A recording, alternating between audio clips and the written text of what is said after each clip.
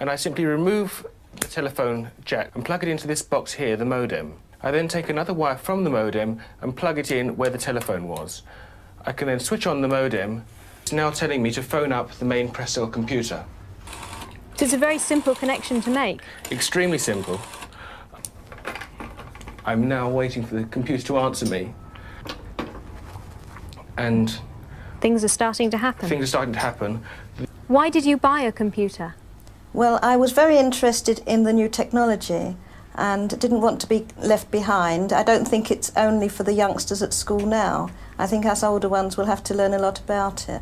What is Internet anyway? Internet is that massive computer network, the one that's becoming really big now. What do you mean? That's big? How does one? What do you write to it like mail? No, a lot of people use it and communicate. I guess they can communicate with NBC writers and producers. Allison, can you explain what Internet is? The world is in financial disarray. Currencies failing, economies in wild flux, jobs being lost. But what if you could build an entirely new economy, one specifically designed for the digital realm? Well, that is the dream behind Bitcoin. Bitcoin, for those of you who don't know, is an electronic online currency that was created in 2009. It was made by someone who did it under the pseudonym Satoshi Nakamoto. Like any economy, you don't want too much too fast because then the value of your currency drops, or so slow that your economy grounds to a halt. It's designed to be a self-stabilising economy. Whether it actually is that way though, well, that is a little bit more complicated. Because some people have said, hey, Bitcoin is the answer to those problems. Are you a believer? Well, Bitcoin is exciting because it shows how cheap it can be. Bitcoin is better than currency in that you don't have to be physically in the same place. And, of course, for large transactions, currency can get pretty inconvenient. And what is Bitcoin?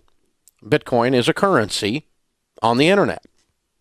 I sent 100 euros worth of Bitcoin from here in Tokyo directly to you guys through this camera, through the network, through the TV, right into your home. If I had tried to do that, send you the money with a traditional bank, it would have taken several days and probably cost 30 euros. I just did it right now with Bitcoin instantly, basically for free, and didn't have to ask anybody for permission. I didn't need a bank, I didn't need a government, I didn't need anybody. I just needed myself and you and our smartphones to do it. That's the power of Bitcoin. Wall Street is fraud, America is fraud, the world is fraud, banks are fraud, central banks are fraud. We live in an era of fraud. It's all based on fraud, and they get a percentage of the fraud. That's the business model. To suggest that there is any moral or ethical aspect to anything that's going on now is to be completely naive about the fact that we live in an era dominated by financial terrorists, jihadis of banking. They're here to kill you and themselves. They believe in an ideology, not the Quran, but Adam Smith, that they completely misread and interpret as something to justify their blowing themselves up. Janet Yellen's a terrorist! Mario Draghi's a terrorist! The Central Bank of Japan is a terrorist! These are the real terrorists! Funds received. This community is switching to what they think is a better monetary system. A system in which banks are no longer needed because payments could be made directly from one person to another.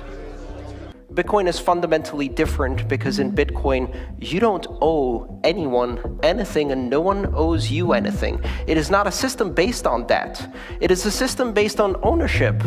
And no one can censor it, no one can seize it, no one can freeze it. It's November the 2nd, 2008, just 6 weeks after the Lehman Brothers collapse. And all over the world, there are panicked debates about how to save the banks. Then, on a little visited web forum for cryptographers, a document appears in which a completely new monetary system is proposed. The visionary author calls himself Satoshi Nakamoto. These were the darkest days of the financial crisis. So that to me suggests a very clever mind that saw an opportunity, the perfect opportunity to introduce a new radical technology and a new radical approach to money and finance at just the right moment when people would be very open to making this big shift that's required to adopt a new currency. What's exciting for me is like a global economy. Right now we say we have a global economy, but I can't take $1 and give it to you in the Netherlands and then you know what to do with it, right? You would have to go and change it to your native currency. And when you kind of eliminate that step, and I can just send you one form of payment and you can send me a product in a matter of seconds, that starts to change things from a global perspective. How could this digital coin invented by this Satoshi Nakamoto become hundreds of times more valuable than the dollar? And why do enthusiasts like Roger Fear want the world to switch to bitcoins? I'm giving every single person here 1,000 yen worth of bitcoins, which is like $8 and something cents. Back in the early days, you know, I'd get phone calls from my buddies. Oh, hey man, I lost 10,000 bitcoins because my computer blew up, right? Back then, one bitcoin was less than a penny, right? So nobody cared. They lost $10. I don't care, right? And now 10,000 bitcoins, that's $5 million. That's a big deal, right?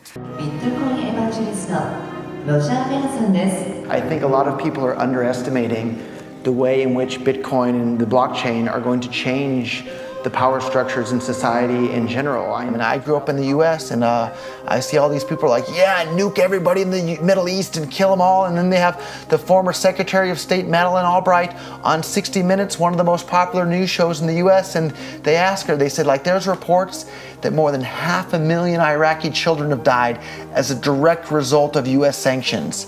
And she looks back at her with a straight face and she goes, it was a really tough decision, but I think that it was worth it. Worth murdering 500,000 kids because of what the government did? And I apologize for crying, but it just disgusts me from my core when I see government people murdering people around the world. It's not just theoretical, these are real people with real lives. And it's real people, and Bitcoin has the power to undermine everything they're doing to people around the world. And I'm sorry for shouting, but it just disgusts me what these people in government do. And they do it through central banking and through the control of the money supply, and Bitcoin takes that away from them.